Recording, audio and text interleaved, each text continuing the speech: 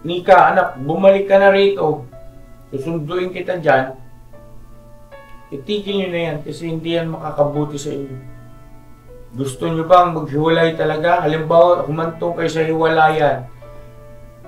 Paano si Kenzo? Kaya ba na budhin ninyo na si Kenzo ay, di ba, broken family? Kaya ba ng puso nyo yun, Nika? Intoy?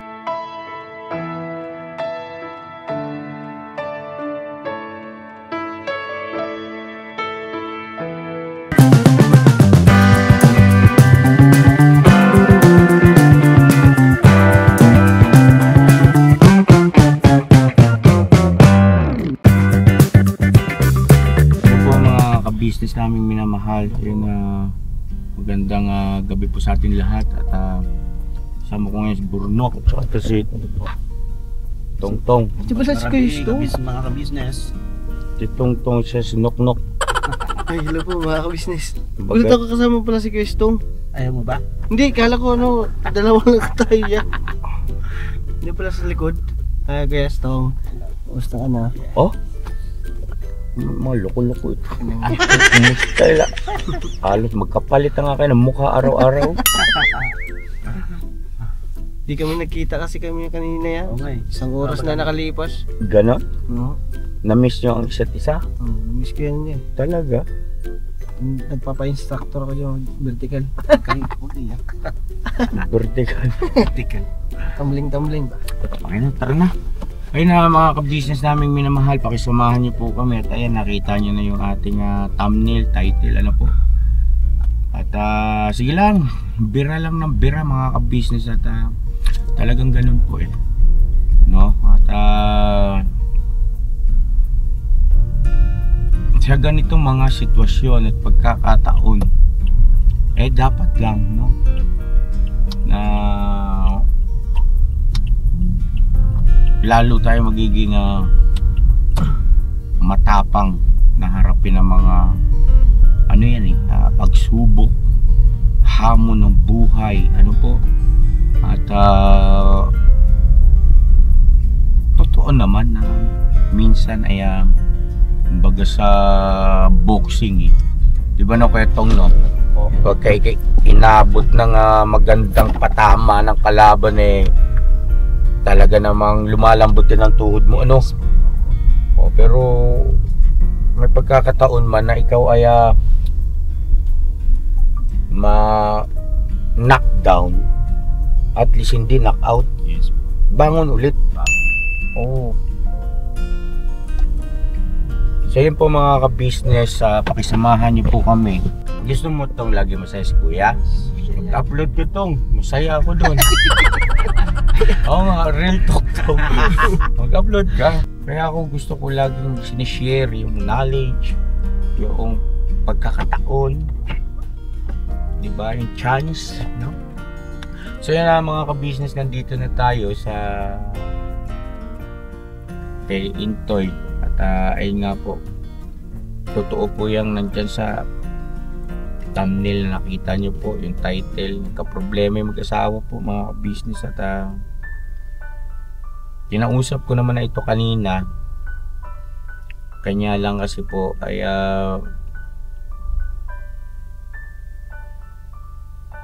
mas mainam na yung magawa natin ng vlog para magsilbing ano rin sa kanilang mag-asawa to, magsilbing paalala. Tara po, samahan niyo ako at tingnan natin kung ano yung ating magagawang tulong, at saka isa pa, makita natin, malaman natin yung totoong sitwasyon at mga pangyayari bago tayo magbigay ng komento at saka mga pagpapayo.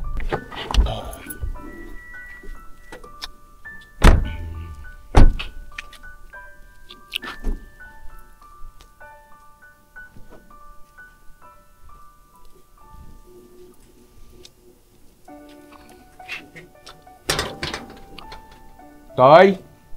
Toy! Tao po! Toy! Toy! Kuya! Hmm?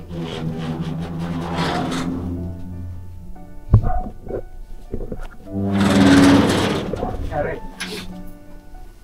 Ha?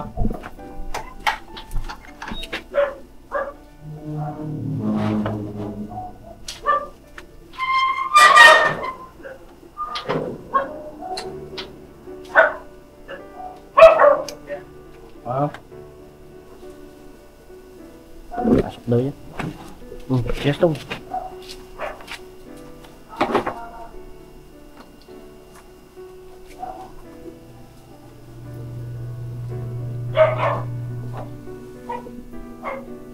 Nangyari? Saan sila Aniga sa si Quezon? Sa ano yata yun? Sa Marikina yata. Hindi ko alam kung saan.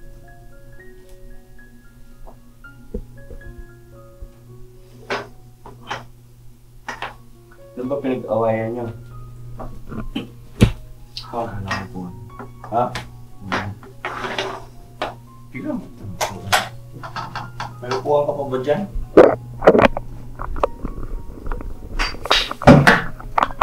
Kumain ka na? Paghapon kang hindi pakita rin sa bahay kaya yung tuba na ako. At yun nga na-confirm ko mga maka-business na yung problema.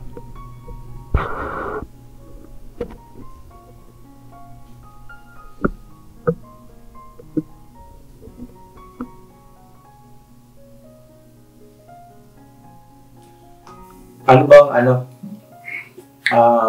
pwede ko bang malaman kung ano bang naging dahilan? Ha? Nung gabi kasi, ano kami, nag-vlog kami. Oh, Tapos dyan, okay pa kami nun.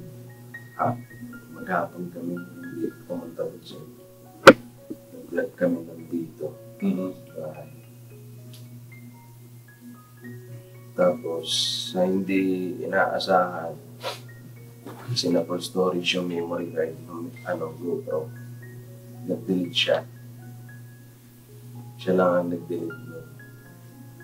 Tapos, dun sa GoPro. Tapos pagkatapos nun, tapos na kami mag-vlog, nag-outro na ako. I-edit niya na, kasi vlog ba ako sa labas. I-edit niya na, wala na yung video. Wala na yung video. na-delete. Na format. So, Na-reformat. format niya. Smart yun. Lahat. Kasi bumalik sa oras na 2 oras yung dalawang oras na yung bakante din sa memory card. So, na-receive talaga siya. So, ang nangyari, hinanap niya kung asan na.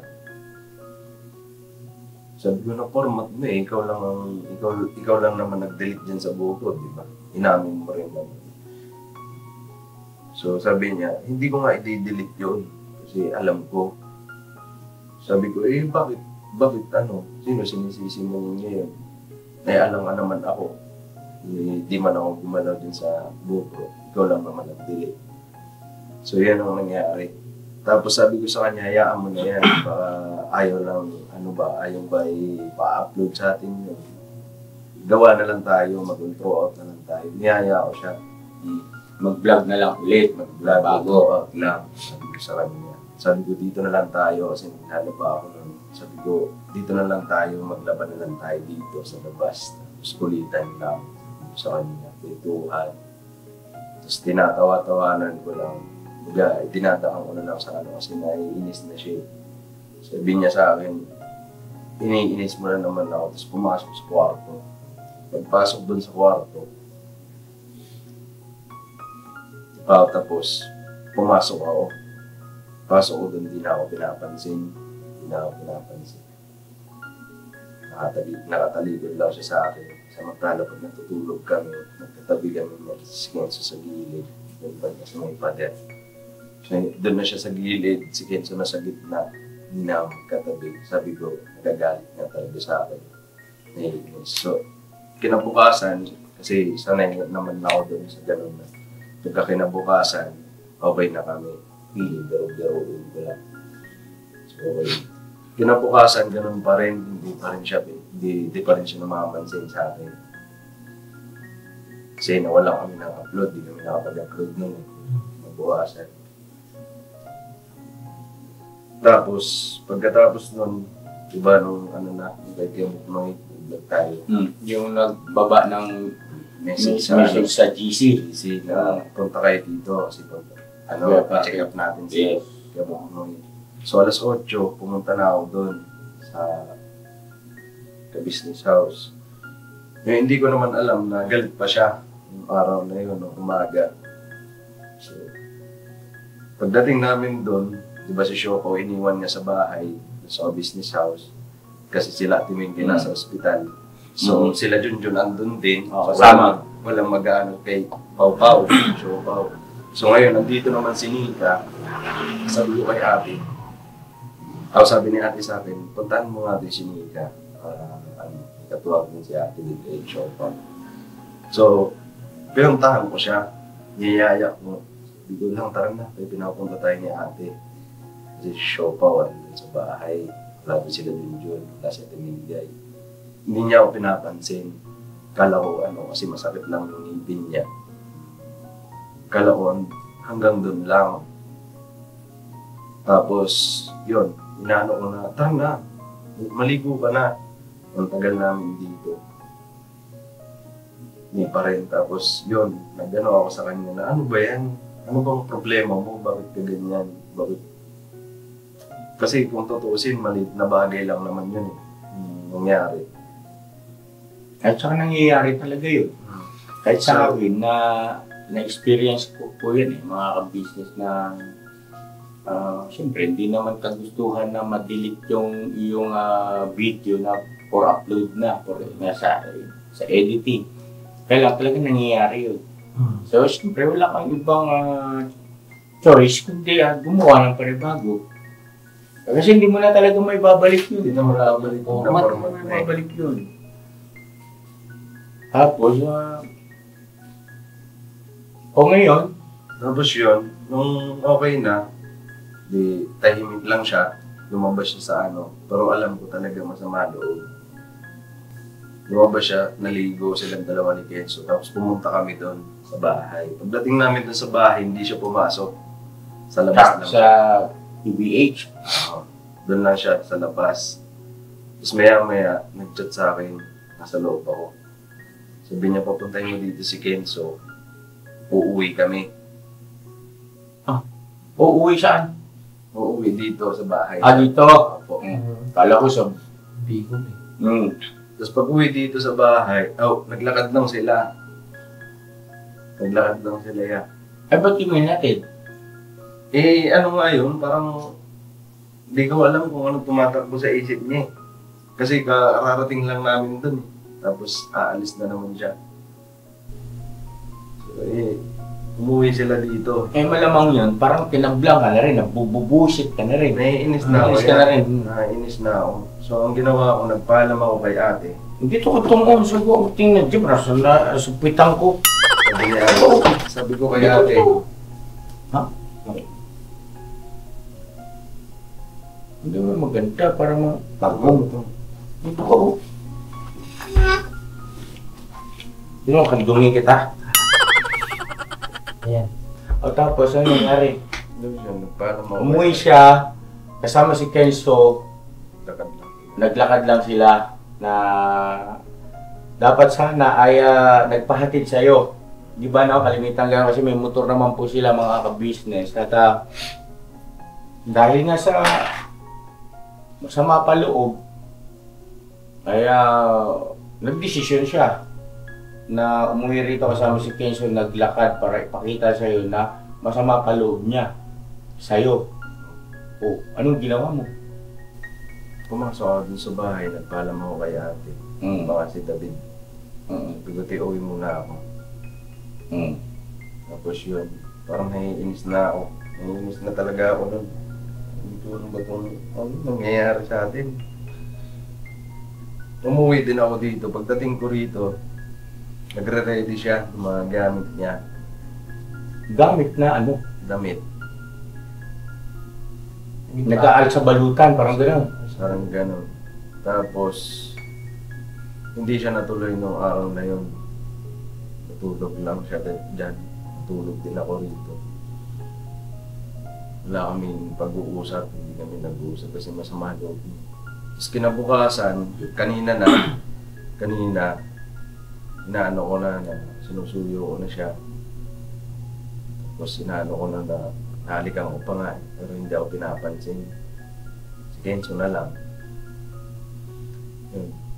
Tapos kanina, pagbangon niya, naligo, dalawa sila ni Kenzo. Sandiyon ako sa kwarto nakahiga. Anong oras? Mga ano yun niya, alas 10. Na umaga. Opo. Nandyan lang ako sa kwarto. Habang nagre-ready sila, alam ko na aalis na. Aalis. Pero hindi siya nagsasabi sa akin kung saan pupunta. Hindi mo ba nakausap na... Hindi ako kinakausap niya. pero ikaw kinakausap mo siya. Inaano ko siya na tinatanong. Kumbaga, di ba ang tawagan nyo lang? Di ba? Lang! Ano ba yan? Ganito, ganyan. Tigil mo na yan. Yung ganun ba? Na pang ano natin bilang mga asawang lalaki, kaya yung diskarte ba natin para kumbaga sa apoy, bubuhusan mo ng tubig para mamatay yung pagliyab, tumigil yung pagliyab. Kasi pagka halimbawa wala kang gagawin action doon, malamang sa malamang yan kasi mga ka-business ano, ang babae kasi talagang naghahanap ng atensyon. At totoo talaga yan na may mga aktwasyon, pasintabi po sa inyo ha, mga ka-business ng mga kababaihan, na gustong gusto nyo kasi yung ano yung nilalambing namin kayo na sukdo lang sabi nga ni Mama Kapis, wala ka dyan, mga ganun. Pero ang totoo nun, gusto na yakapin mo, lambingin mo pa. So tapos, hindi kinausap mo. Hindi ko siya kinausap. Nanginis na ako Ayun. Wala ako Ganun, balik ko. Kasi, nayaan ko lang din. Tumatakbo lang din sa isip ko.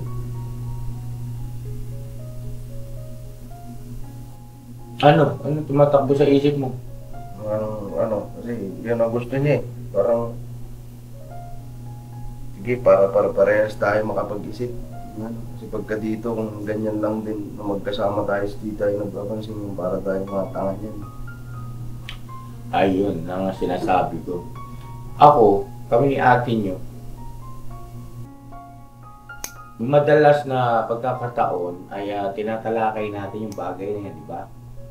Nagpapayo kami sa inyo, nagbibigay kami sa inyo ng halimbawa, di ba? Intoy. Ang nangyari kasi ay pride at sama ng loob, di ba? Ego na maaari po kung mali ako na sa pagkakataon na yun, si Nika ay naghahanap pa, no? Naghahanap pa ng effort sa kanyang asawa, sa iyo, na para suyuin mo pa. Kanya lang, tao ka lang at dumating sa punto na nabusit ka na rin. Kasi ilang araw ang lumipas hindi oras araw po pala At ayun, nung nainis ka na, nagkaroon ka ng isipan na hindi kita awatin kung gusto mong umalis. Hindi umalis ka. Kasi nagmumukha lang tayong tanga pag hindi tayo nag-uusap. Ang punto ko ron ganito, makinig kayo sa akin Sa buhay mag-asawa, hindi nyo may iwasan bilang isang lalaki na kailangan yung iisang tabi yung inyong sariling damdamin, sukdulan na maging yan ay yung tinatawag na ego, o hindi naman kaya yung tinatawag na karapatan mo bilang ikaw ang padre de pamilya. May mga ganong aspeto na minsan ay pumapasok yan sa isipan. At syempre, pag naiisip mo yung mga bagay na yan, ay magiging ano ka. Bakit ba? No? Andun na. Bakit ba? Bahala ka. Ginawa ko ng amuhin ka Pero ang totoo nun, Intoy, wala talagang limitasyon yan. At saka walang exempted sa mga pangyayari na ganyan sa buhay mag-asawa na hindi nyo pagdadaanan. Kasi proseso talaga yan Process. Bago kayo makarating sa sitwasyon ng pagiging matured o yung maturity bilang lalaking may asawa, ganoon din si Nika bilang babaeng may asawa, o ika nga ay bilang yung tinatawag na buhay mag-asawa, dadaan talaga kayo riyan. Pero yan ay hindi iniiwasan. Ang nangyari kasi, iniwasan mo. Ngayon, ang tanong ko sa iyo, nag-message na ba sa'yo si Nita? Ikaw. Kailan? Pero tinawagan ko kanina, tinawagan maghapon. Hindi siya sumasagot. Kasi napatanong din ako saan kaya pupunta yun. Kasi hindi ko alam hindi siya nagpaalam sa akin. Asan siya ngayon? Nasa Marikina yata Ba't yata? Tinanong ko siya kung saan ka ngayon. Hindi mo siya sumagot. Pero nakikipag-usap sa akin sa messenger. Chat lang. Chat? Hindi.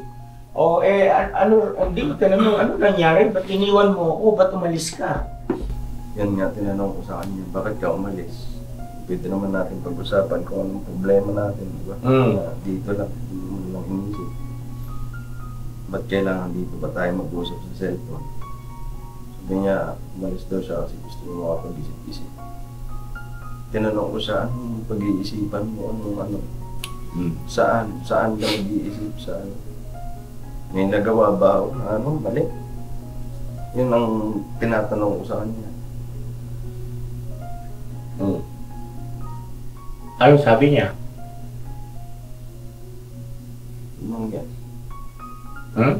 Parang, pag-isipan kasi ganito yun, mga anak ko. Nika, kung panood mo itong vlog na ito, anak ha, pares kayo may naging pagkukulang at pagkakamali ni Intoy pagdating dun sa tinatawag na decision making. Tandaan nyo, mangyari na mangyari, mag-asawa kayo. Di ba? Ngayon, yung sinasabi nyo ganyan na pag-iisipan, anong pinupunto nyo riyan? Walang iba, no? Kung meron mang mga makarinig yan, iisa marahil yung iisipin na ibig sabihin yan ay itutuloy nyo pa ba ang inyong relasyon bilang mag-asawa o puputulin nyo na, di ba? Lumalabas ay ganun, di ba, Intoy? nga inaantay ko sabi ko. Pares kayong mali. Ano nangyari sa inyong dalawa, mga anak? Bakit hinayaan yung maisahan kayo ng dyablo? Dapat dyan, sa mga ganyang sitwasyon, nagpakatalino kayo. Ang totoo, hindi nyo naman kalaban ang isa't isa Di ba? Ang totoo niyan mahal na mahal nyo naman talaga ang isa't isa saan kayo nadali? Nadali kayo ni Taning. Sa paanong nadali? Ayun. sinakyan nyo ng sinakyan yung inyong nararamdaman, pati negatibong iniisip ninyo sa isa't isa, in-entertain nyo eh. Na at least sana, ay naging matalas kayo riyan. Na, teka muna, pakana lang to ng kalaban natin na hindi nakikita eh, ng Diablo eh. Diba? Kasi ang gusto ng Diablo, wasak. Ang pamilya, wasak.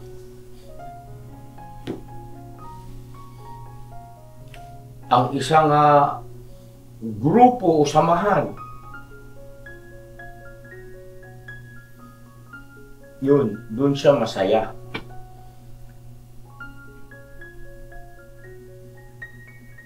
Kasi ito, tanong ko sa iyo, Nika, di mo ba mahal si Intoy? Ha, anak ko? Ako nang sasagot. Batay sa aming naobserbahan sa inyong dalawa, mahal na mahal mo si Intoy. O ito, tanong, Intoy, hindi mo ba mahal si Nika? Mahal na mahal mo si Nika. Diba? Kaya nga ako, binibigay kong halimbawa sa inyo, kami ni ate nyo, na kapag ka dumarating kami sa ganyang sitwasyon, simple lang.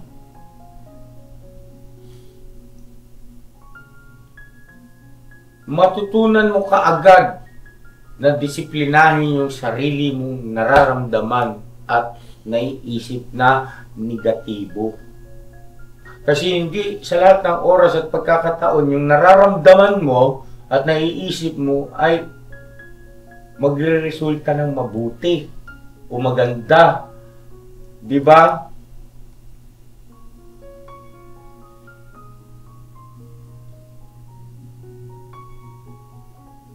Kailangan marunong kang sawayin yung sarili mo. Hoy, teka muna. Hoy, kalma.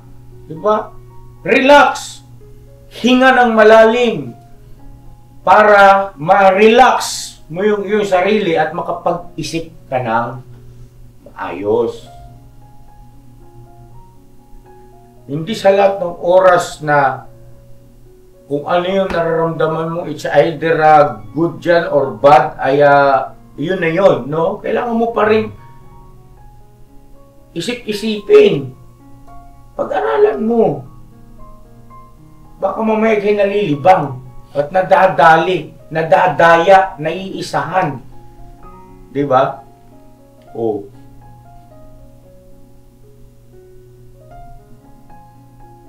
Nika, anak, bumalik ka na rito. Susunduin kita dyan. Itigil nyo na yan kasi hindi yan makakabuti sa inyo. Gusto nyo bang maghiwalay talaga? Halimbawa, humantong kayo sa hiwalayan. Paano si Kenzo? Kaya ba na budhin ninyo na si Kenzo ay, di ba, broken family? Kaya ba ng puso nyo yun, Nika? Intoy? Walang kamuwang-muwang yung apo ko, napakabait ng batang yun. Ang dami-dami niya katangian na dapat ay mas lalo pa nating ma-enhance o ika nga masuportahan yung bata dahil may talento siya eh.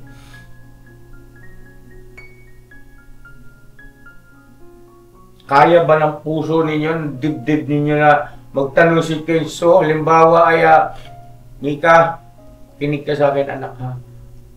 Ma, saan papa? Kaya mo yon? Hindi, ano sasabihin mo sa bata? Hiwalay na kami nak. Hindi na kami ng papa mo. Kaya ikaw ay lalaki ka na malayo sa tatay mo. O hindi kaya may pagkakataon kasi may karapatan din ito si Intoy na nasa puder niya yung kanyang anak. Kumbaga, mangyayari dyan, magkakaroon kayo ng kasunduan na kung ilang araw si Kenzo na nasa nanay, ilang araw nasa tatay, ganun mangyayari. Yung bata, ganun, no? Ang galing, no? Yan dapat, ganyan mag-isip. Kaya, hindi talaga dapat sa lahat ng pagkakataon yung ating nararamdaman at naiisip ay yun ang iyong paiiralin o ika nga ay yung i-entertain mo ba? Yung bang ninanamnam mo pa eh. Alam mo nang nagagalit ka eh. Hinahayaan mo pa. Mas lalo kang magalit eh, mo. Diba? May sapat ka namang isipan, lalo pa yung pagkakataon dyan, check yan, may darating na isang pagkakataon dyan, sandali, na mayroong sasaway sa'yo. Diba? Yung konsensya mo, yun yung patnubay ng Espiritu Santo. Kaya lang, dahil nga, maaring hindi mo pa alam o hindi ka pa sanay, binaliwala mo. Ang in-entertain mo, yung nararamdaman, naiisip mo. Di ba? Bahala ka dyan. Bakit? Bakit ba? Yan. Ganun. Kaya kami, ni Mama Ka Business, hindi naman po sa pagbubuhat ng bangko. Batay lang po ito sa karanasan at nakikita naman po nila kapag kalimbawang may mga ganyang aktwasyon. Ano sabi ko kay ate nyo? Di ba? Maagap. Ma, paalala lang ha, baka mauwi yan sa, di ba? Madali na naman tayo ng kaaway na hindi natin nakikita. May isahan na naman tayo. Nagpapaalalahanan kami sa isa't isa. Kaya change topic tayo kasi parang di maganda. Baka mauwi sa away. O, di ba? Burnok. Naririnig nyo, di ba, Intoy? Nasasaksihan nyo mismo sa amin yan ni ate ninyo. Kailangan matalino ka rin. Matalino si Diablo, matalino ka rin dapat.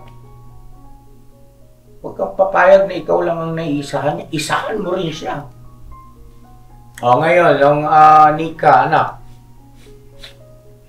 Yun ang realidad eh.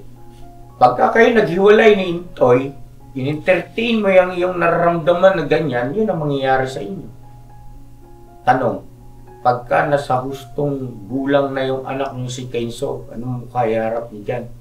Nang dahil lang sa simpleng bagay, naghiwalay yung mga magulang niya. Nag-delete yung video na dapat i-upload, di pwede namang gumawa ng pinabagong video.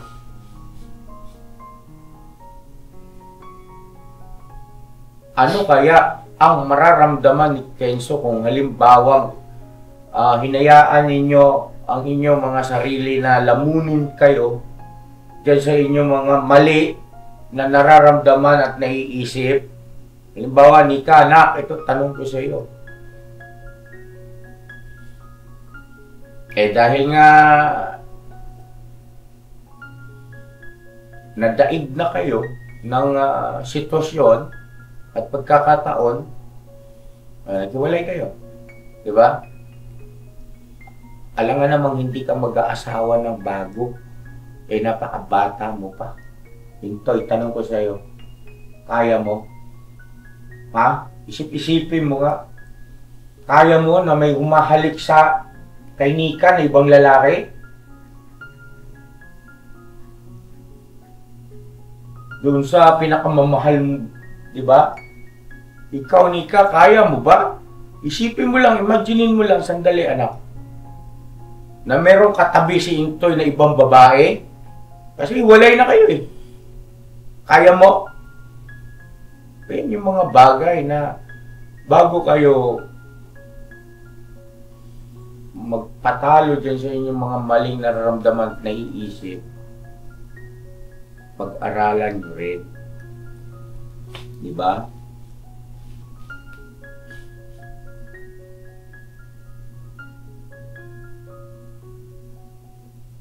Alamin mo kung ano yung address ng Nika kay sunduin natin. Intoy. Takot lang din bukas yan. Pero naman to ay kung sana. Yan ang tama. Dapat yan, unang-una, hindi ka dapat pumayag na umalis, no? Kasi may magagawa ka pa naman eh. Ganun kasi ang prinsipyo ko eh.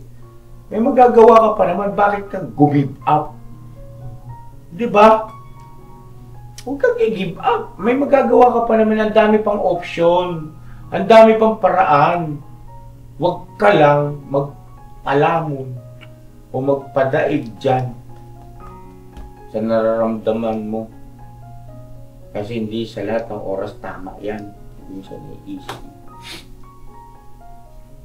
Sunduin mo bukas, asahan ko yan ha. Nika, sumama ka na pagbalik kay Intoy, anak ha. Kasi pag hindi ka sumama na, puntahan ka namin dyan ni ate mo. At hindi kami basta-basta, pasensya ka na ha, anak ha. Kasi mga anak namin kayo eh. Halimbawa, si Papa din siya kasi Elika, dumating siya ganitong tagpo. Kaming mga magulang, papayag ba kami? Maghiwala yung anak namin tsaka yung manugang namin? Bandi diba? Lahat ng kaya mong gawin, gagawin mo. So, dulang wala nang teka-teka, wala nang pero-pero. Diba? Ngayon, ganun din kami sa inyo, ni Intoy, Nika. Sana maintindihan mo kami ni ate nyo. May para ano pat itinuturing nyo kami magulang, nanay, tatay nyo rito. Kung hindi rin na pala namin kaya gampanan yung responsibilidad pagdating sa ganito mga pagkakataon. Diba? Ganito na tayo, nakakahiya. Kung nakakahiya, ano? Bakit? Diba? Ang mahalaga rito, pagkatapos nito, ibang senaryo na, di ba? Oh, ganun lang naman yun eh. Bakit? Sino ba perfecto? Kayo ba ni Mercedes di ka nag-away? Gaway yan. Nag-away nga kanina eh. Naabutan ko lang ito kaya may umano eh. Tapos yan. Okay, Istong. Minsan yun, nag-aaway kami ng sarili ko. Hindi ko siya maintindihan. Wala akong ibang aawain eh. Ito ginaway mo yung unan. Toy, tama na. Napatawa ko lang po si Intoy. Yung ba mga business? Ngayon, itong vlog na ito, negatibo ito sa parte ninyo, Nika. Toy, Nika sa akin, negatibo ito sa parte ninyo ni Nika. Oo, sa ngayon. Sa ngayon, negatibo talaga yan. Pero paglipas ng panahon, itong vlog na ito, magsisilbi itong napakalaking paalala sa inyo. Darating kayo sa tagpo na mag-aaway kayo, maalala nyo to, yung vlog na to. Na yun ang magiging dahilan para makontrol ninyo at makapag-isip-isip kayo na wag nang ituloy yung inyong magiging pag-aaway, na wag nang palalakin. Parehas kayo dapat nagtutulungan mag-isip ng solusyon kung papaano maalis sa ganoong sitwasyon na nadadali kayo ni taning laki kalaban-laban. Kaya kami ate nyo, mga ka-business, pasensya na kayo at paulit-ulit kong binabanggit kasi kailangan talaga sa buhay mag-asawa, kailangan matalino ka riyan. Kasi hindi naman talaga po pwedeng hindi kayo magkakaroon ng argumentong mag-asawa eh. Lalo pa nga sa ganitong estado na bago, ilang taon pa lang, na naikasal. Naku po, patawarin. Talagang ano yan, prone sa ganyan. Hindi pagkakaunawaan. Ngayon, kung sa kabila ng paulit-ulit na nangyayari yung ganun, wala ka pa rin iniisip o ginagawang pag-aaral para masolusyonan yon. Sabi ko yun sa sarili ko rin kasi pinagdaanan din namin ni mama ka-business yan. Sino ba naman nasa katinuan ng pag-iisip na gusto niyang masama ang ang loob niya, di ba? Masarap ba sa pakiramdam na ikay galit? Nabubwisit? Intoy? Lalo pa nga't Sino ba ang pinakamamahal mong tao ritong nabubuhay sa ibabaw ng mundo ngayon? Di ba? Intoy, walang iba kundi si Nika at saka yung anak mo, di ba? Oh, yun naman pala eh. Hindi mo kaya magsakripisyo, alisin mo yung naramdaman mong pangit at naiisip mong mali. Ganun lang yun. Kasi kawawa po kasi mga ka-business itong aking mga anak, mga kagwang, pagka hindi ko isinyer sa kanila itong ganitong mga pamamaraan, pag-handle ng sitwasyon, ano yan eh, technique, no? Technique yan eh. At hindi naman yan mahiwagang technique. Yan ay karaniwan lang. Kanya lang kasi hindi na isasagawa ng marami na couple o ikay na mag-asawa pag nagalit na galit na. Ego na. Di ba? Bakit? Ganun na agad yan. Si Taning naman, tuwa-tuwa. Happy. Alright. Tagumpay na this. Yeah. Ganun. So, ikaw, ako sa ganang akin ay aware na ako dyan. Na konting alingus-ngus, tika muna, ma, paalala lang ha, baka pwede change topic na tayo kasi baka mauwi sa away. Si mama mo, pag narinig niya yon ay mabilis din. Hindi niya yon tatanggapin na negatibo kasi nag-usap na kami riyan eh. Pinag-aralan kasi namin. Nag-usap na kami riyan, nagkakaintindihan na kami. Tatanggapin niya yung positibo. O pa, naintindihan kita pa. Love you pa. Change topic na. Para mawala na yan. Kasi ang katotohanan, mananatiling katotohanan. Aawayin mo yung kasasamaan mo ng loob. Pinakamamahal mong tao rin sa ibabaw ng mundo. Di ba? Ba't nangyayari na kasi nga, hindi mo na pag-isip-isip. Nadadali ka lang pala. Ano to? Naintindihan mo ba ako? Paano kung pagpunta mo rin bukas sungit-sungitan ka ni Nika? Isnab-isnabin ka, ba't andito ka? Ayaw kita magkita. Yan. Anong gagawin mo? Ano? Kasi may pagkakamali rin naman ako. Talagang meron kang mali. Parehas kayo. Kasi hindi naman mangyayari yan kung halimbawa isa sa inyo hindi nagkamali. Hindi kayo magkalayo ngayon. Kung halimbawa ang isa sa inyo merong naging desisyon na tama, hindi kayo magkalayo ngayon. Ang nangyari, pares kasi kayong nagdesisyon ng mali. Kung ikaw, mas nagtiyaga ka pa, nilambing mo pa, di ba? Hindi ka mapagpatol sa sitwasyon at sa nangyayari kasi nga, mindset ba? Sana maging ano niya, tandaan mo yung burno ka, ikaw isa ka pa pati kay Siding, kayong dalawa. Mahilig kayo para kayong mga aso't pusa. May natutunan ka ba sa mga sinasabi ko? Yun nga yan yung sitwasyon yung nilalagay ko nga sa'yo. Yung sinasabi mo yan. Ganun yung nangyari din sa amin kanina. Kaya inagapan ko nga. Yun nga. Pero umiyak na si Siding.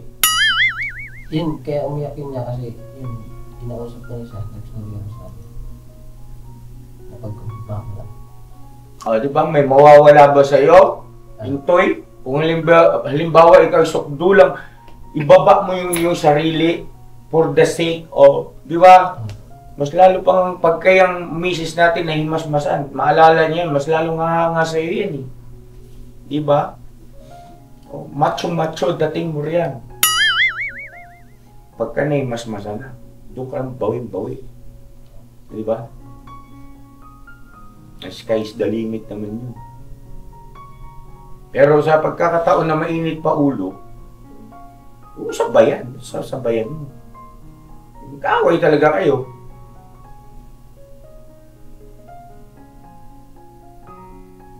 Anong oras ka alis? Tutuloy na rin kami. Mga ka-business, salamat po at pasensya na. Anong oras ka alis? Madisgrasya. Oo, bukas nga. Anong oras ka alis bukas? So, siguro. Ganito gawin mo anak ha. Sana sundin mo ako. Ngayon, doon ka lang kayo sa bahay matulog. Mag-isa ka lang rito. Ayaw mo? Bago matulog, manalangin ka muna, ha? Na papayapain yung damdamin mo para ka makapag-isip ng maayos, ha? Tapos, asahan ko bukas, ha? Hindi ka susuko, ha? Lalaki tayo, eh. Tayo ang superhero ng ating mag-iina, ha?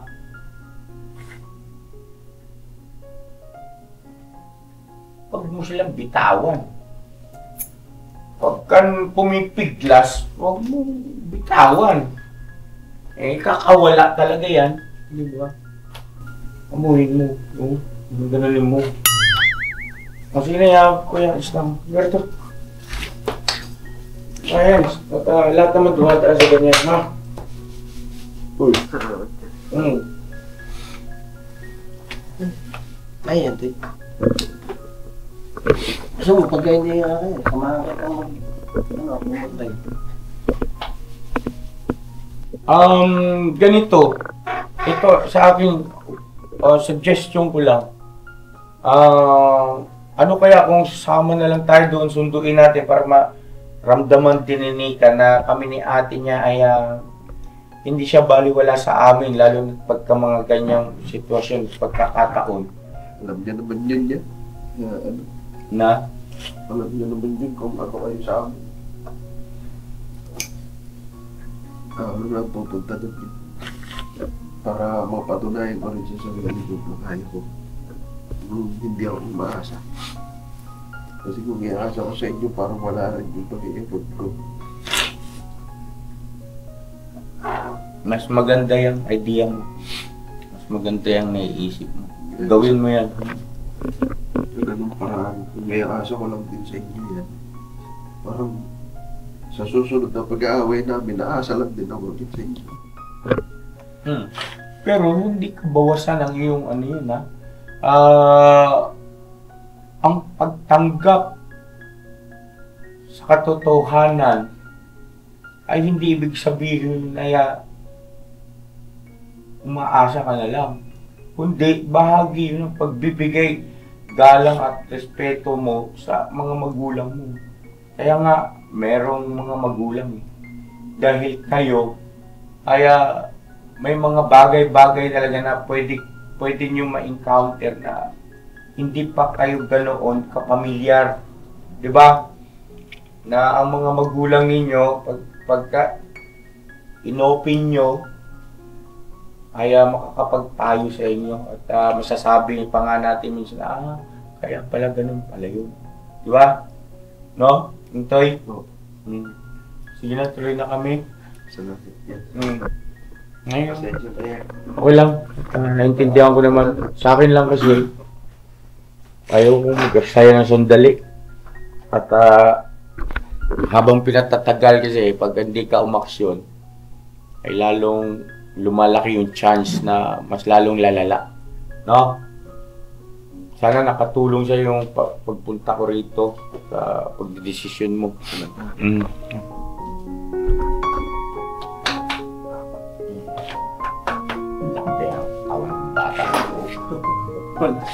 Laki na.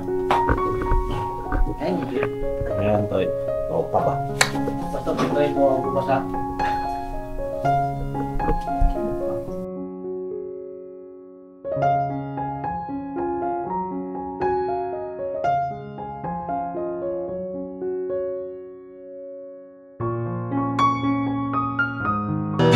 Tayong lahat ay magkakasama.